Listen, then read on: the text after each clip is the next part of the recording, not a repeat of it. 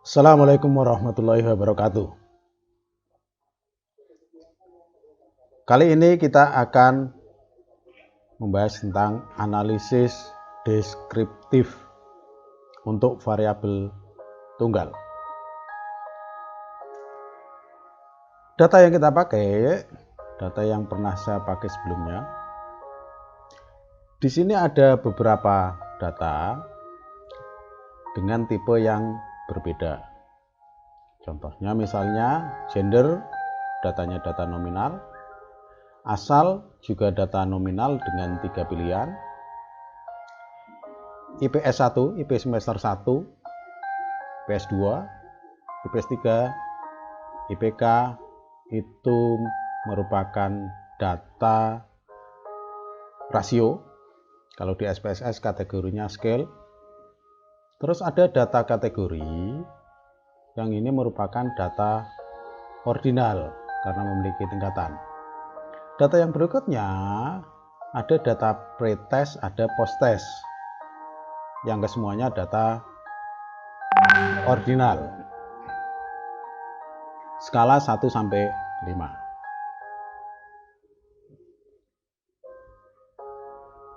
Dalam melakukan analisis statistik yaitu deskriptif, kita harus memperhatikan tipe datanya karena akan berbeda antara statistik untuk data nominal,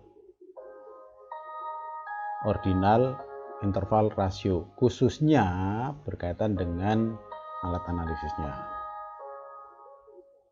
Mungkin kita masih ingat bahasan yang sebelumnya pernah kita bahas bahwa prosedur univariat itu tergantung datanya. Nominal itu cukup frekuensi. Kalau toh menggunakan statistik hanya memerlukan modus. Sedangkan untuk data ordinal kita pakai quartile rings. Statistiknya kalau toh mau dipakai dengan menggunakan median. Sedangkan data interval itu bisa menggunakan standar deviasi di mana sentral tendensinya bisa menggunakan rata-rata dan boleh dipakai semuanya untuk interval atau rasio. Mari kita mulai untuk analisis deskriptif yang pertama, yaitu untuk tipe data nominal. Contohnya adalah di sini gender dan asal.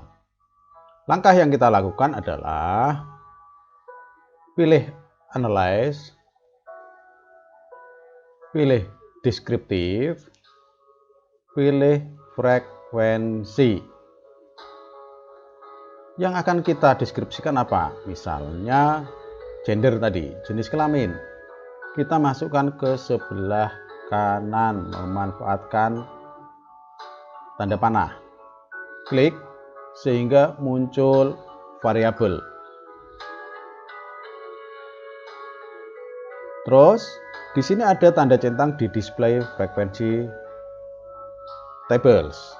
Nah, biarkan ini tercentang karena kita yang dipergunakan sesuai dengan kaidah yaitu tabel frekuensi. Tetapi kalau toh ingin menggunakan statistiknya, kita klik statistik. Yang kita pakai karena data kita data nominal, maka keseluruhan yang ada di sini sebenarnya bisa dipilih semua.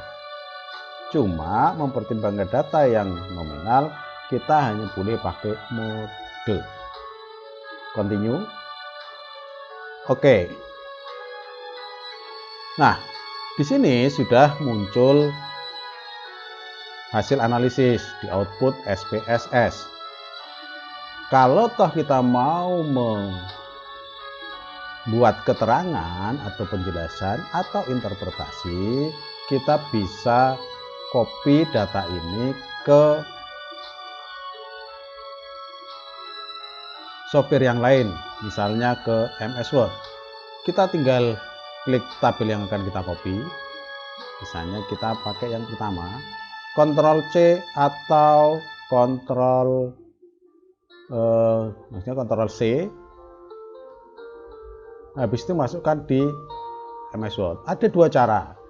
Kalau kita pakai paste langsung atau Ctrl V, munculnya adalah seperti ini.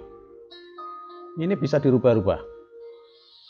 Efeknya ketika kita nanti melakukan pengetikan biasanya akan terpecah-pecah. Cara yang kedua dengan paste spesial. Di sini kita bisa membuat tabel tadi dalam format gambar, misalnya JPEG. Oke. Nah, ini sudah formatnya gambar sehingga kita tidak akan kerepotan ketika harus memperbesar atau memperkecil tabelnya. Kita balik lagi, misalnya output yang kedua. Kita copy juga, kita masukkan ke MS Word. Paste spesial, pilih JPEG. Nah, dari sini silahkan kita tinggal menginterpretasikan. Nah, caranya sebenarnya terserah kita masing-masing. Kita bisa membacanya misalnya berdasarkan tabel tersebut di atas, diketahui bahwa terdapat 12 data di mana sebagian besar dari responden kita adalah perempuan, yaitu mencapai 66,7%. Selebihnya adalah laki-laki sejumlah 4 orang.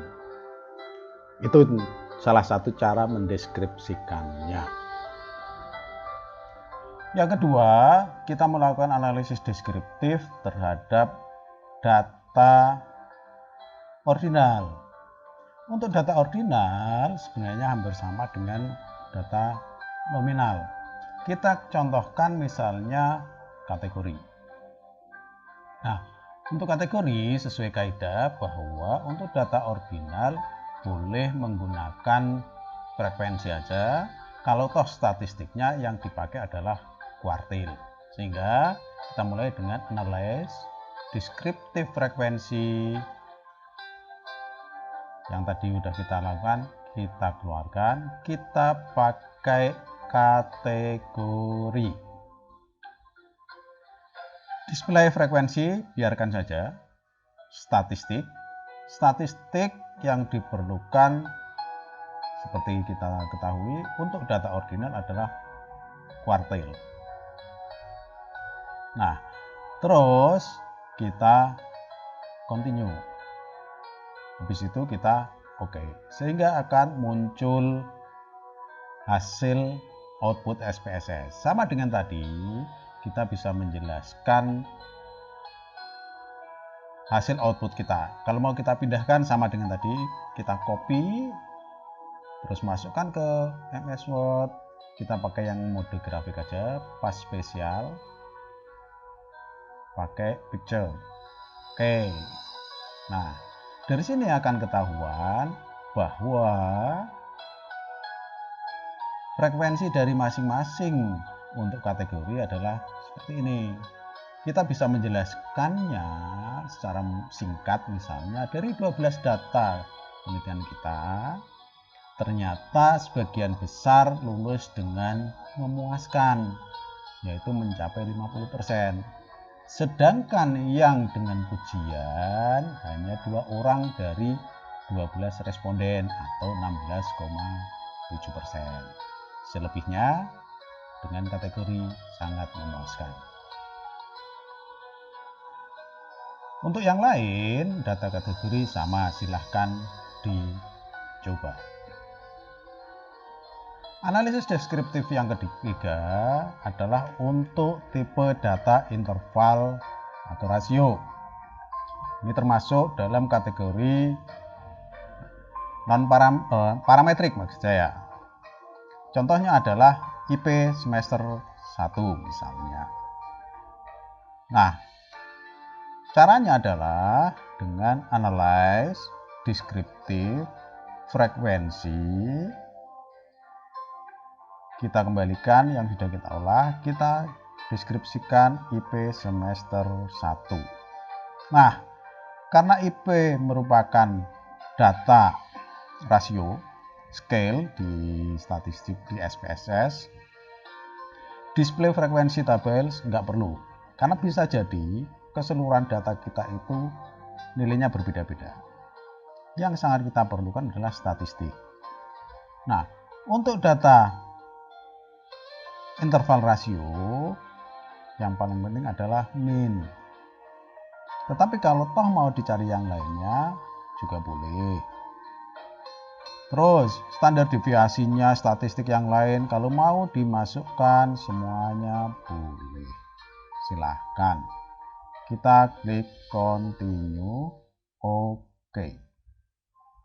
Nah, di sini sudah muncul tabel frekuensinya dengan keterangan statistik untuk IP semester 1. Nah, dari sini nanti bisa kita jelaskan mungkin secara keseluruhan.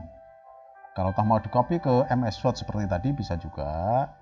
Misalnya dari data ini kita bisa menjelaskan bahwa dari data yang ada untuk semester 1 IP terendah adalah 3,31 dan tertinggi adalah 3,87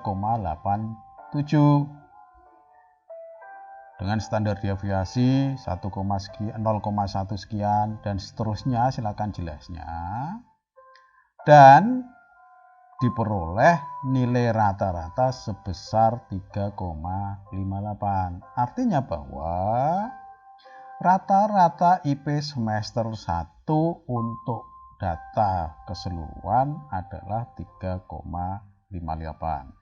Kategorinya seperti apa? Silahkan dikategorikan sesuai dengan rentang untuk 3,58 seperti apa. Itulah analisis deskriptif untuk variabel tunggal. Demikianlah analisis deskriptif menggunakan SPSS dan interpretasinya secara singkat. Mudah-mudahan dapat bermanfaat bagi kita semua. Terima kasih. Wassalamualaikum warahmatullahi wabarakatuh.